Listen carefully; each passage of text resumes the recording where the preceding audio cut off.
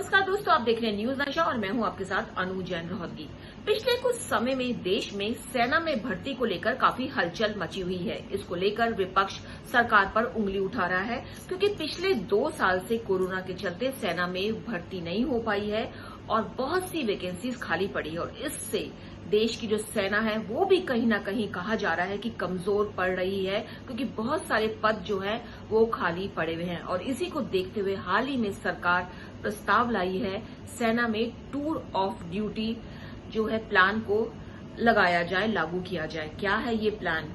इसके तहत युवाओं को 2 से 5 साल तक के लिए सेना में भर्ती किया जाएगा।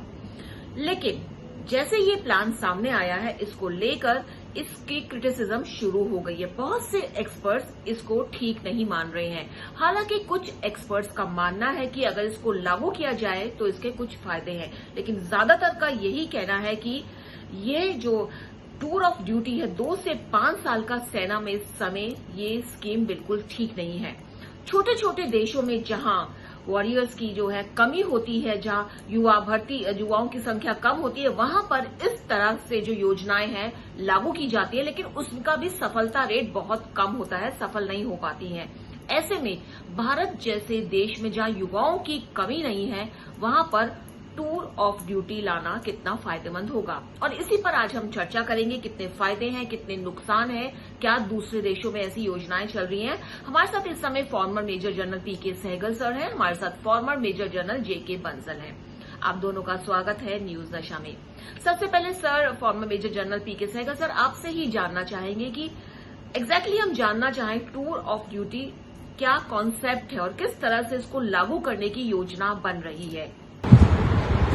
पिछले 2 साल जब पैंडेमिक था, किसी प्रकार की रिक्रूटिंग रिलीज नहीं हुई। क्योंकि रिक्रूटिंग रिलीज नहीं हुई, इस समय आर्मी, नेवी और एयरफोर्स में तकरीबन 1.25 लाख वैकेंसीज हो गई है, जिससे बाकी लोगों के ऊपर, खास करके जो LOC पर है, LAC पर है, इंटरनेशनल बॉर्डर पर है, नॉर्थ ईस्ट वगैरह में, उनके ऊपर काफ़ी ज़्यादा प्रेशर पड़ रहा है। ऐसे में बड़ा लाजमी है कि ये जो वैकेंसीज हैं उनको जल्दी से जल्दी भरा जाए। ऐसे में वन ऑप्शन जो गवर्नमेंट एक्सरसाइज करना चाहती है वो टूर ऑफ ड्यूटी है, लेकिन बड़े सोच समझ के उसको लगाने की कोशिश की जा रही है। कहा जा रहा है कि पहले जो टूर ऑफ ड्यूटी है वो केवल आर्मी के लिए लागू होगी, एयरफोर्स और नेवी इसको एक्सेप्ट नहीं कर रहे फॉर द टाइम भी, और केवल ये रिस्ट्रिक्ट होगी सैनिकों के लिए, ऑफिसर्स इसमें इंक्लूड नहीं होंगे। और गवर्नमेंट जो है पहले एक्सपेरिमेंटल बेसिस पर इसको लाएगी, केवल 100 वैकेंसी दी जा रही है और उनको देखने के बाद में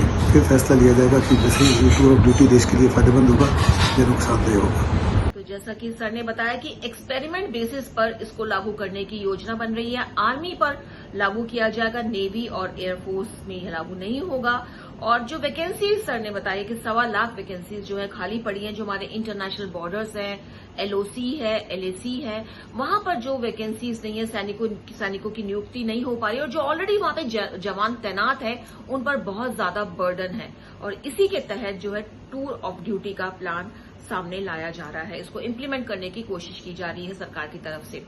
सर, इस पर चर्चा काफी हो रही है, हम आपसे ही जानना चाहेंगे सर, और इसके नुकसान पर ज्यादा पिन पॉइंट किया जा रहा है। लेकिन जब सरकार इसको ला रही है तो कहीं ना कहीं इसके क्या फायदे हैं जिसको सोच करके सरकार इसको सामने ला रही है, और क्या ये कॉन्सेप्ट बिल्कुल नया है और क्या ऐसा कॉन्सेप्ट बाहर देशों में भी देखा गया है? जहाँ तक टूर ऑफ ड्यूटी का सवाल है, ये एक नया कॉन्सेप्ट है जो हिंदुस्तान के अलावा दुनिया के किसी देश में भी ट्राई आउट नहीं किया गया। बाकी देशों में कंस्क्रिप्शन होती है। कंस्क्रिप्शन का मतलब है कि आप 2 या 3 साल के लिए आपको कंपल्सरी मिलिट्री ट्रेनिंग करनी पड़ती है, जैसे कि इसराइल में है, अमेरिका में भी कंस्क्रिप्शन थी, बड़े सारे और UK में कंस्क्रिप्शन थी। वो कंस्क्रिप्शन थी मैन पावर शॉर्टेजेस की वजह से। हिंदुस्तान में मैन पावर की कोई कमी नहीं है, मैन पावर शॉर्टेजेस नहीं है। ऐसे में अगर आप ये टूर ऑफ ड्यूटी को लाते हो तो इसके अनेकों फायदे भी हैं और अनेकों नुकसान भी हैं। सबसे बड़ा फायदा है कि आपका पेंशन और सैलरी बिल में काफ़ी कटौती होगी। कहा जा रहा है 10 से 11,000 करोड़ रुपए बचेंगे। दूसरा कहा जा रहा है कि यूथ को मौका मिलेगा आर्मी लाइफ को एक्सपीरियंस करने के लिए, और बड़े सारे लोग इसको चाहते हैं, जैसे कि जनरल आपने कहा। लेकिन मैं कम से कम 5,000 स्कूलों और कॉलेज में बच्चों को संबोधित कर चुका हूँ, मुझे आज तक किसी ने इसका जिक्र नहीं किया और ख्वाहिश नहीं दर्शाई कि हम 2 या 3 साल या 5 साल के लिए फौज में रहना चाहते हैं, क्योंकि उनका भविष्य जो है वो डार्कनेस में होगा। तीसरा जो कहा जा रहा है कि डिसिप्लिन मैन पावर जो है वो इलेक्ट्रल डिप्लॉयमेंट के लिए, पैरामिलिट्री फोर्सेस के लिए, पुलिस फोर्सेस के लिए और कॉर्पोरेट वर्ल्ड के लिए मिलेगी। तो जैसा कि सर ने बताया कि नया कॉन्सेप्ट है, बाहर देशों में अलग तरह का कॉन्सेप्ट है, वहां पे कंपलसरी होता है हर किसी को 2 या 3 साल सेना में सर्व करना। इजराइल हो, अमेरिका हो, बहुत से ऐसे देश हैं जहां पे एक नियम है जिसके तहत हर किसी को सेना में सर्व करना पड़ता है, हर युवा को वहां पर। और इसके फायदे सर ने यही कहे हैं कि जो ट्रेनिंग मिलेगी आगे जाकर इन युवाओं को, पैरामिलिट्री फोर्सेज हैं, पुलिस में ये लोग अच्छा काम कर सकते हैं क्योंकि इनको एक अच्छी खासी ट्रेनिंग मिलेगी। युवाओं को आर्मी में जाने का ज्यादा से ज्यादा मौका मिलेगा। कुछ ऐसे फायदे हैं इसको जिसको देखते हुए और तत्काल बिल्कुल तुरंत इसको लागू कर दिया जाएगा। और सबसे बड़ा जो फायदा सर ने बताया कि पेंशन बिल में जो है कटौती होगी और वही जो पैसा बचेगा उसको सरकार सोच रही है कि सेना के मॉडर्नाइजेशन में, आधुनिक हथियार की खरीद में, तमाम तरह की जो लेटेस्ट जो इक्विपमेंट है उसको सेना में लाया जाएगा। जो ये पैसे बचेंगे पेंशन बिल से, क्योंकि ये शॉर्ट टर्म के लिए इनको भर्ती किया जाएगा युवाओं को 2 से 5 साल के लिए। तो ये कुछ फायदे यहां पर सर ने हमें गिनवाए हैं, लेकिन ज्यादातर एक्सपर्ट्स जो हैं इसका विरोध कर रहे हैं और इस विरोध करने के पीछे बहुत सारे सॉलिड रीजंस भी यहां पे एक्सपर्ट्स ने बताए। और हम चलते हैं farmer major general J.K. Bansal के पास। क्या लगता है सर आपको, किस तरह से ये जो योजना है इसका नुकसान होगा? सेना में भर्ती करने के लिए एक नए प्लान की शुरुआत होने जा रही है, जिसमें 3 साल के लिए जवानों को कॉन्ट्रैक्ट पे भर्ती किया जाएगा और 3 साल के बाद उनको सेवानिवृत्त हो जाएंगे। फिर किसी कॉरपोरेट सेक्टर में उनको नौकरी मिल सकती है जिसका आर्मी मदद करेगी। इनको जो ज़्यादातर ड्यूटी एक इंटेलिजेंस गैदरिंग, इंफॉर्मेशन टेक्नोलॉजी और काउंटर इंसर्जेंसी की ड्यूटी दी जाएंगी। लेकिन मेरा मानना है कि ये कोई अच्छा प्लान नहीं है। जब कोई एक जवान भर्ती होता है उसको बहुत लंबे अरसे के लिए नौकरी करनी होती है और काफ़ी उसको पर्क प्रिविलेज मिलते हैं, अच्छी ट्रेनिंग दी जाती है जो भी काफ़ी समय लगता है और वो एक बैटल हार्डन सोल्जर तैयार हो जाता है। Free ration, free medical treatment, free travel, इसके साथ साथ साल में एनुअल लीव 2 महीने की, 1 महीने की कैजुअल लीव मिलती है। तो इन सब को ध्यान में रखते हुए 24 घंटे एक जवान ड्यूटी पर होता है और अपनी जान न्यौछावर करने को तैयार रहता है। और जब उसका रिटायरमेंट का समय आता है तो 1-2 साल पहले उसके रिसेटलमेंट की तैयारी शुरू हो जाती है।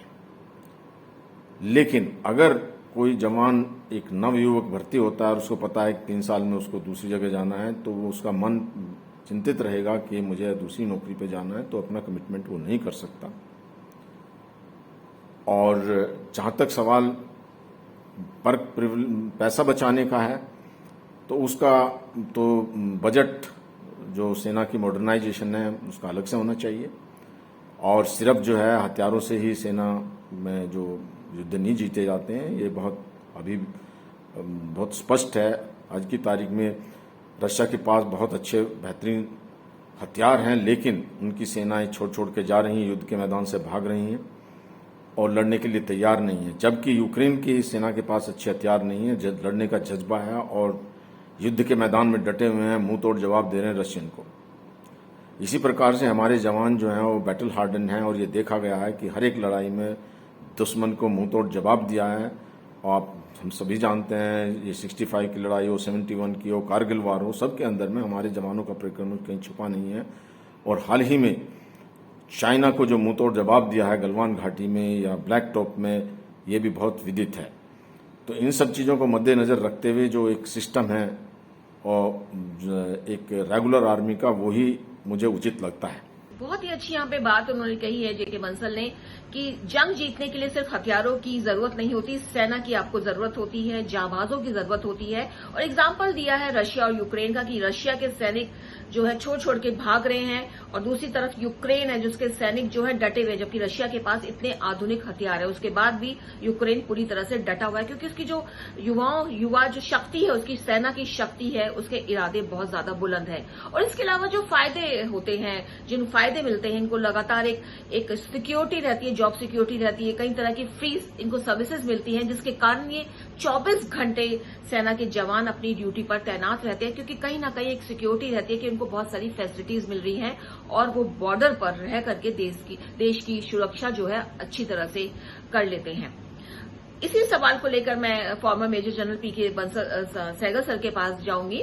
सर, आपको क्या लगता है कि इसके क्या नुकसान है? और जो सुनने में आया था कि इसको लेकर के बहुत से पुराने जो रिटायर्ड आर्मी चीफ है उन्होंने भी इसका विरोध किया था, तो ऐसा क्या कारण है, क्या लगता है आपको कि ये जो योजना है ये सक्सेस नहीं हो पाएगी भारत में? इसके सबसे बड़े नुकसान है कि आज के जमाने में जो आर्म फोर्सेज है, चाहे वो आर्मी हो, चाहे नेवी हो या एयरफोर्स है, ये टेक्नोलॉजी ड्रिवन है। और हर जवान जो है, चाहे वो कुछ साल काम करे, उसको टेक्नोलॉजी से वाकिफ होना पड़ेगा, उसको टेक्नोलॉजी के लिए अपग्रेड करना पड़ेगा। और आमतौर पे एक सिपाही को एक अच्छा सैनिक में कन्वर्ट करने में कम से कम 3 से 5 साल लग जाते हैं। और वो खास करके अगर आप देखो, इन्फेंट्री को छोड़ के बाकी जितने भी आर्म्स हैं, आर्मर्ड कोर है या आर्टिलरी है या एयर डिफेंस है या ईएमई है, उनमें आपको एक सिपाही को अच्छा सैनिक बनाने में 3 से 5 साल लगते हैं। और जब वो अच्छा सैनिक बन जाएगा तो आप उसको निकाल दोगे, जिससे बहुत बड़े पैमाने पर तमाम फौज के कॉम्बैट एफिशिएंसी के ऊपर बहुत ज़बरदस्त धक्का लगेगा।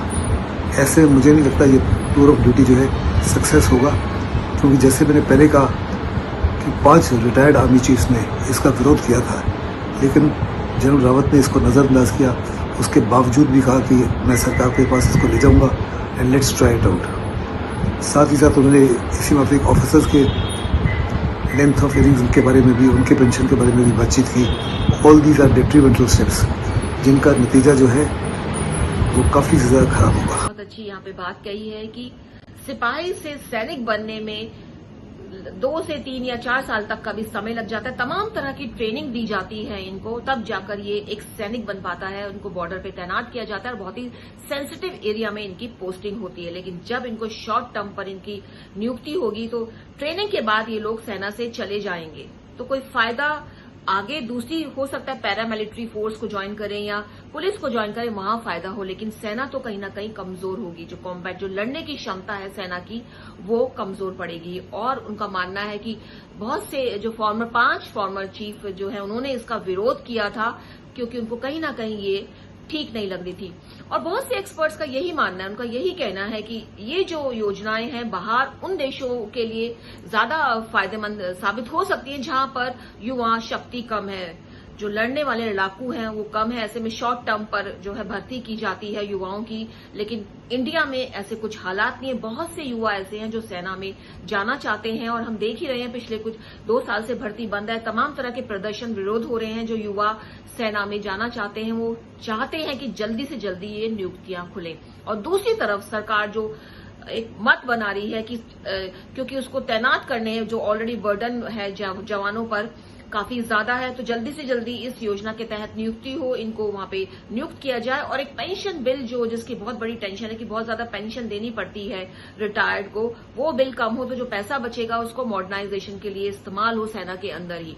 लेकिन एक्सपर्ट्स का मानना है कि सेना को सुदृढ़ रखने के लिए, स्ट्रांग रखने के लिए हथियार के साथ साथ आपको सैनिकों की जरूरत है, ट्रेन्ड सैनिकों की जरूरत है, जो सिक्योर हो पूरी तरह से, जिनके दिमाग में आत्मविश्वास हो और सिक्योरिटी हो जॉब के लिए। ऐसे में वो अच्छा काम कर सकते हैं। और सेना के लिए बिल्कुल अलग से बजट होना चाहिए, चाहे वो हथियार खरीदने हैं, चाहे वो कुछ और खरीदना है, ये सब बजट अलग अलग होते हैं। तो कहीं ना कहीं आपको सब्स्टिट्यूट नहीं होना चाहिए कि ये पैसा हम यहां बचाते हैं और यहां खर्च करते हैं, ऐसा नहीं होना चाहिए। तो दोस्तों, न्यूज नशा के जरिए कोशिश रहती है एक्सपर्ट्स के माध्यम से आपको कुछ ऐसे टॉपिक पर बात करें जो ज्यादा डिस्कस नहीं होते हैं, अनटच्ड रह जाते हैं, लेकिन उन पर जानना बहुत जरूरी होता है। उम्मीद है आपको हमारा ये प्रोग्राम पसंद आया होगा, इसलिए आप बने रहिए, देखते रहिए न्यूज नशा, आदत हर खबर की। और आप हमसे जुड़े रहने के लिए सब्सक्राइब करें YouTube पर, फॉलो करें Twitter पर और लाइक करें Facebook पर। और ज्यादा जानकारी के लिए आपको टाइप करना होगा सिर्फ न्यूज नशा।